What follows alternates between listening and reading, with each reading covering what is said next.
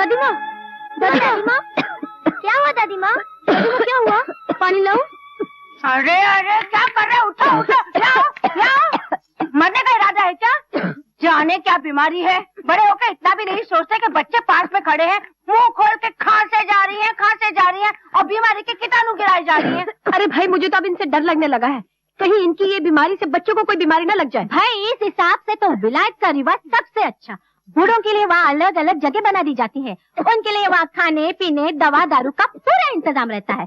फिर वहाँ खाते रहे या हकते रहे, जवानों को चिंता ही नहीं रहती। भगवान करे कि यहाँ भी ऐसी कोई जगह बन जाए तो मैं सबसे पहले माँ जी को वहाँ भर्ती कर दूँ। उन्हें वहाँ आराम, हमें यहाँ आराम। माँ जब तुम बूढ़ी हो जाओगी ना तो हम भी तुम्हें वहीं भर्ती करवा देंगे, तुम्हें वहाँ बहुत मजा आएगा। क्या क्या कहा? कैसे? हाँ जैसे ऐसी बातें करते रहते देख तो। चलो दीदी। उनकी सेवा करेंगे जी दिल से बड़े, जिसे देखेगी दुनिया खड़े ही खड़े। अरे पगली, अभी तो तुमने संसारी शक्तियों का सामना करना है। लक्ष्मी, यह कलयुग है, कलयुग। हिम्मत ना हारना।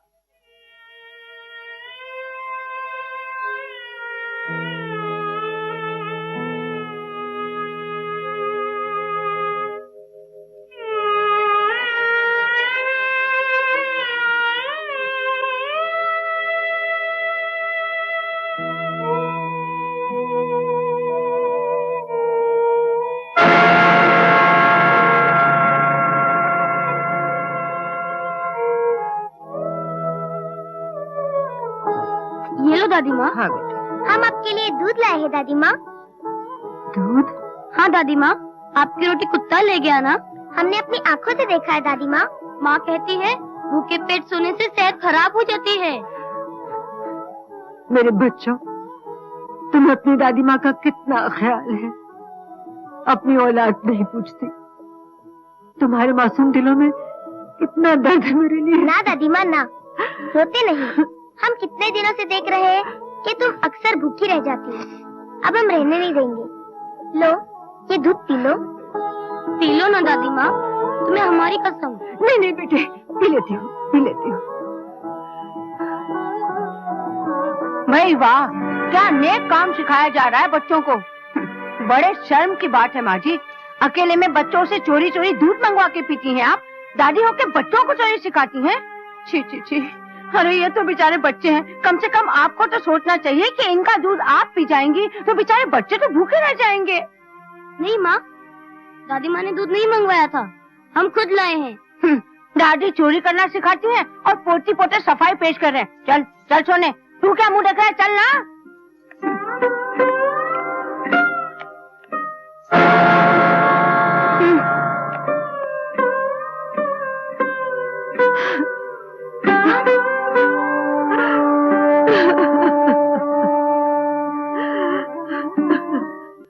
देखो भाई, मैं तो धंधे वाला आदमी और धंधे की बात करता हूँ।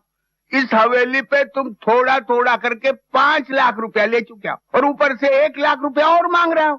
अरे मेरी जगह पे कोई और हो तो ले जा तो कचहरी और कब्जो कर ले तो हवेली।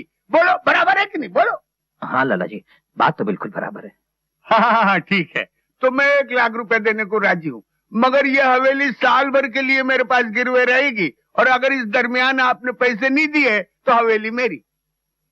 हाँ एक बात और सुन लो, साल भर तक आप लोग इस हवेली के अंदर नहीं रहेंगे। जल्दी फैसला करो, मेरे पास टेम नहीं है, मैं टेम के भी पैसे लेता हूँ। हाँ लाला जी 1 मिनट देंगे आप? 2 3 नहीं होना चाहिए। हाँ क्यों? ठीक है। तुम लोगों ने लाला की बात तो सुन ही ली, अब बताओ तुम्हारी राय क्या है? तुम लोगों की क्या राय है? जो तुम्हारी राय वही हमारी राय। हाँ दीदी। देखो मैं एड्रेस लिख कर देता हूँ, तुम ठीक पते पर पहुँच जाना, समझे? क्या हो रहा है? उसे पता देने की क्या जरूरत है? तुम भी उसके साथ बैठ जाओ, बच्चों को भी बिठा लो, वरना माँ जी आ जाएगी। ओ भाई जल्दी गाड़ी स्टार्ट करो ना, चलो जल्दी करो। चलो चलो चलो बच्चे चलो। अरे भाई चलो जल्दी करो ना। तुम लोग भी तैयार हो, बैठो। क्या टाइम लगता है? क्या करो, माँ जी आ जाएगी तो दिक्कत हो जाएगी। घर से तो जान छूटी, जल्दी करो भाई। चलो भैया जल्दी बैठो, जल्दी। चलो चलो जल्दी करो यार।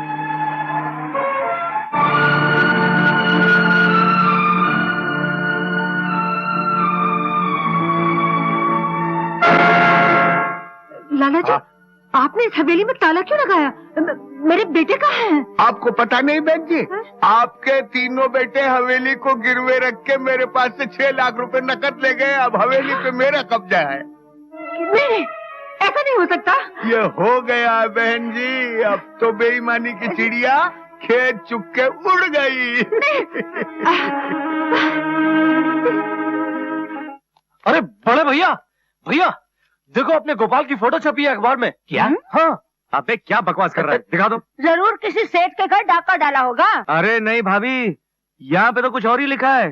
क्या? अरे क्या लिखा है? किसी का मर्डर किया होगा या फिर किसी की जेब काटी होगी। अरे नहीं, एक ही रात में शमा परवाना के परवाने गोपाल को रुपयों के पर लग गए और वो दौलत के आसमान पर उड़ने लगा। संगीत और नृत्य की दुनिया का बेताज बादशाह बन गया। लोग उसका एक एक शो कराने के लिए लाखों रुपए की पेशकश दे रहे। बाप रे बाप, गोपाल तो रातों रात रोडपति से करोड़पति बन गया।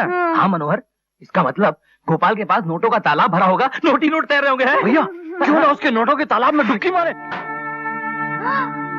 माँ, ओ माँ, क्या है बेटी? माँ ये देखो, ये महारानी तो ऐसे हाथ चला रही जैसे बर्तन नहीं सोने के जेवर धो रही हो। सारे कपड़े बाकी हैं, कब धुलेंगे कब सूखेंगे? अरे बेटी, तेरे बाप का सत्यानाश जाए। रास्ते में किसी भी भिखारिन बुढ़िया को देखता है, उस पर दया खाता है और ले आता है घर में काम कराने को। चल उठ बुढ़िया, तेरे बस का नहीं ये काम। वापिस जा और किसी चौराहे पे खड़ी होके भीख मांग। नहीं नहीं, मैं भी धोती हूँ। अरे जब से ये 4 बर्तन धो नहीं सकी, बाकी बर्तन क्या तेरा बाप धोएगा? पकड़ ये 2 रुपए और जा यहाँ से। नहीं नहीं, भगवान के लिए मुझ पर दया करो, मेरा इस दुनिया में कोई नहीं है। तेरा इस दुनिया में कोई नहीं तो क्या जबरदस्ती हमें अपना रिश्तेदार बनाएगी? भगवान के लिए इस बीमार बुढ़िया पर दया करो। बीमार? तू बीमार भी है तो क्या अपनी बीमारी हमें लगाएगी? चल निकल यहाँ से।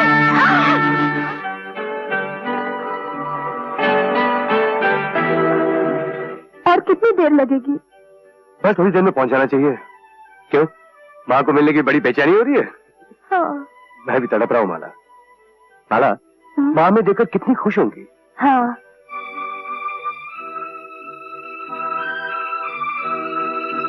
मुझे ऐसा लगता है कि उन लोगों ने उनके साथ ठीक व्यवहार नहीं किया होगा। कैसी बात कर रही हो तुम माला? मेरे भाई को मुझसे शिकायत थी, माँ से थोड़ी। अरे माँ तो 3-3 बेटे 3-3 बहू के बीच में राज कर रही होगी। राज, हाँ।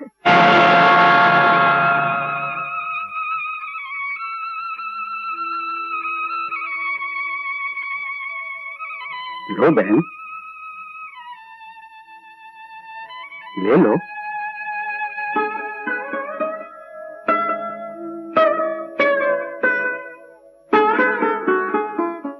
इतने दिनों के बाद माँ से मिल रहे हैं, मैं तो बस उनके चरणों को पकड़कर बैठ ही जाऊंगी। सच माला, माँ को देखकर मैं तो खुशी से पागल हो जाऊंगा।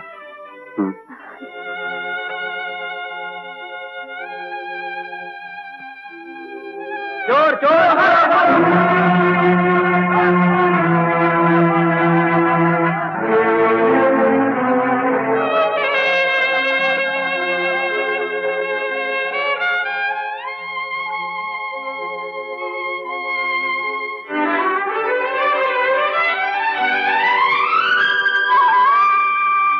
बहन जी, कुछ काम मिलेगा?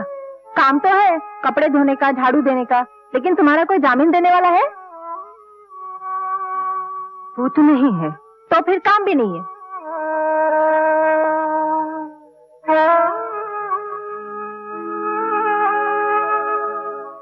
बहन जी, कोई काम मिलेगा? कोई काम वाम नहीं है, जाओ यहाँ से। पता नहीं कहाँ से चले आते हैं।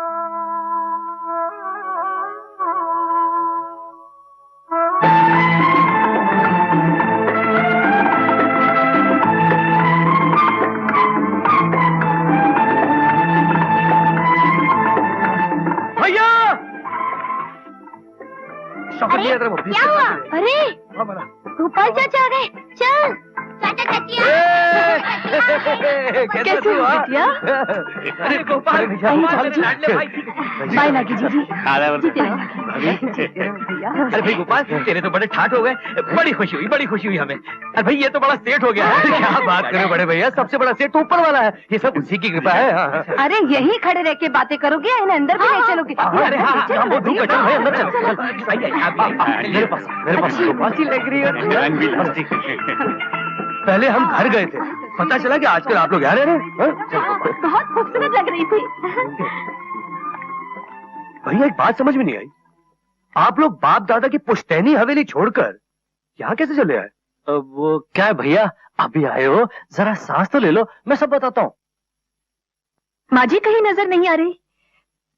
माँ जी, माँ जी देखो तो कौन आया है। माँ अंदर नहीं है। तो फिर माँ कहाँ है? अब क्या बताऊं गोपाल, माँ उस घर में बहुत जिद कर रही थी, कह रही थी कि अब इस हवेली में मेरा दिल नहीं लगता, तुम्हारे पिताजी की भी बड़ी याद आती है, दीवारें काटने को दौड़ती है, मुझे तो हरिद्वार भेज दो, बस मैं अब अपनी जिंदगी के आखिरी दिन भगवान की याद में बिताना चाहती हूँ। तो फिर हम माँ का दिल कैसे तोड़ सकते थे, लिहाजा हमने हवेली गिरवी रखकर 8 लाख रुपया कर्ज लिया और उन्हीं पैसों से हरिद्वार में एक अच्छी सी कोठी बनवा कर माँ को वहीं रख दिया। हरिद्वार में? हाँ। और हम सब इस किराए के मकान में अपनी जिंदगी के बाकी दिन गुजारने आए हैं। ये तो बहुत पुण्य का काम किया तुम लोगों ने। वैसे माँ की कोठी हरिद्वार में कहाँ है? हाँ, वो हरिद्वार का जो मंदिर है ना, उसकी दाहिनी तरफ एक बरगद का पेड़ है, ठीक उसके सामने लक्ष्मी भवन, माँ वही रहती है। हाँ। ठीक है, हम लोग हरिद्वार चलते हैं माँ से मिलने। क्यों? तब तक काम कीजिए भैया, जो कर्जा लिया था ना उसे लौटाकर हवेली छुड़ा लीजिए। शौकत मियां जी, आप इन्हें वो 8 लाख रुपए दे दीजिए। जी। गोपाल, हमने अपनी हवेली गिरवी रख के 8 लाख रुपए का कर्ज लिया था, अब उस 8 लाख रुपए का ब्याज तो देना पड़ेगा ना? हाँ, तो क्या हुआ? शौकत मियां, आप इन्हें 9 लाख रुपए दे दीजिए। अच्छा हजूर, इसमें 10 लाख हैं, 1 लाख निकाल लेता हूँ। अब छोड़िए ना, देर हो जाएगी, सब दे दीजिए, हमें जरूरत पड़ेगी तो बैंक से निकाल लेंगे। क्यों? जी चलते हैं। अच्छा भाभी। अच्छा जी चलिए। अरे बाखुरदार, आपका हाथ तो इस तरह कांप रहा है जैसे बिजली के पलक में आपकी उंगली फंस गई। चलिए शौकत मियां, देर हो जाएगी। आया हजूर। अरे भगवान, ऐसे 2-4 बेवकूफ और भेजते कि हमारा कल्याण हो जाए। भैया सोच क्या रहे हो? मैं ये सोच रहा था कि जब गोपाल हरिद्वार से वापस लौटेगा तब क्या होगा। गोपाल मियां, गाड़ी रोको। अरे क्या हो माँ जी, आप ठीक तो है ना? माँ जी, माँ? गोपाल,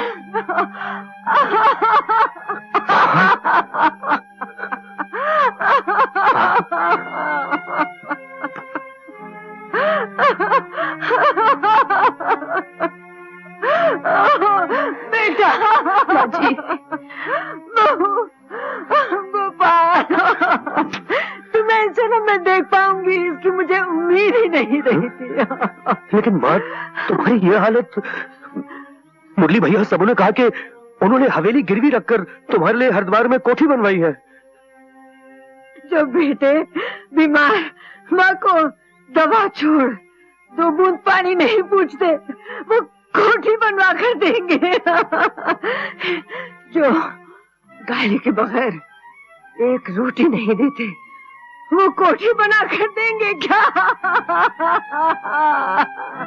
समझ गया, सब समझ गया। उठ माँ, तू चल मेरे साथ, चल मेरे साथ माँ। संभल के।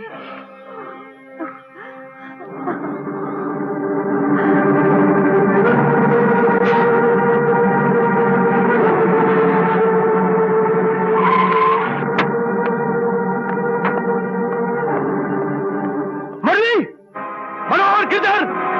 अरे कहाँ मर गए, भागो! अरे बीवियों के गुलाम, बाहर निकलो! अरे चिल्ला क्यों रहा है? ये क्या बदतमीजी है? मैं माँ के एक आंसू के बदले तुम्हारे पापी शरीर से खून निचोड़ूंगा।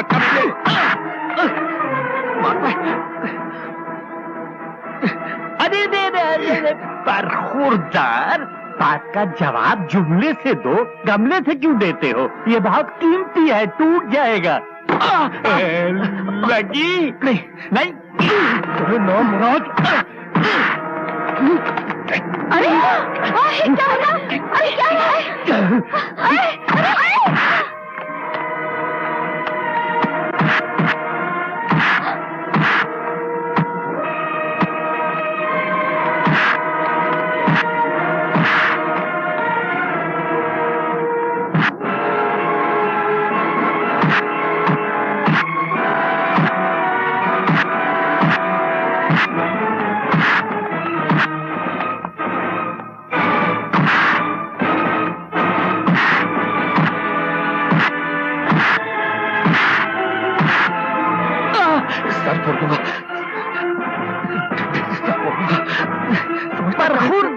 बरखुरदार, ये डंडा तो गुल्ली डंडा खेलने के लिए होता है। हजूर, कभी आपने गुल्ली डंडा खेला है? नहीं। तो आज हमारे साथ खेलिए।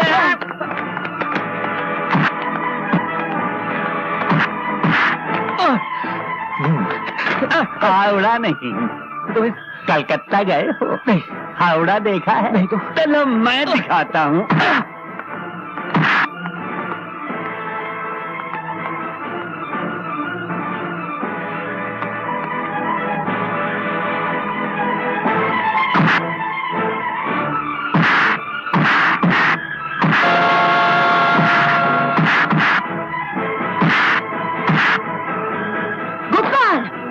मेरी औलाद होकर माँ बाप की शिक्षा भूल गया तू, अपनी सभ्यता भूल गया तू, छोटा होकर बड़ों पर हाथ उठाया तूने। लेकिन माँ, इन लोगों ने तुम पर करने दे।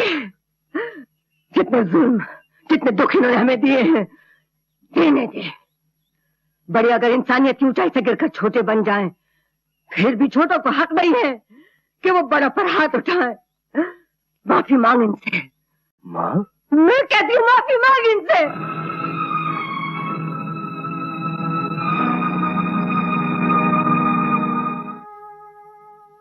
मुझे माफ कर दो, मुझसे गलती हो गई। माँ जी, थोड़ी देर के लिए आपके बच्चे रास्ता भटक गए थे, उन्हें माफ कर दीजिए। ये गोबर के टूटे हुए पुतले की तरह क्या सर झुका के खड़ी हो? अभी मौका है, जाके माँ के आगे पैर पकड़ो, नहीं तो भीख मांगनी पड़ जाएगी। जाओ। माँ जी, हमें माफ कर दीजिए। बस बहू, उठो। इस दुनिया में भगवान बनना आसान है, मगर औरत बनना बहुत मुश्किल है। एक औरत को कभी किसी की बेटी बनना पड़ता है, किसी की माँ बनना पड़ता है, कभी किसी की बहू बनना पड़ता है। अगर अच्छी माँ बनना है तो अच्छी बेटी बनना पड़ेगा, अगर अच्छी औलाद की तमन्ना है तो अच्छी बहू बनना पड़ेगा। जो उसका निजाम है, उसका हिसाब है, और जिस औरत को यह हिसाब समझ में आ जाता है, वही कहलाती है बड़े घर की बेटी। जिनका घर हो अयोध्या जैसा।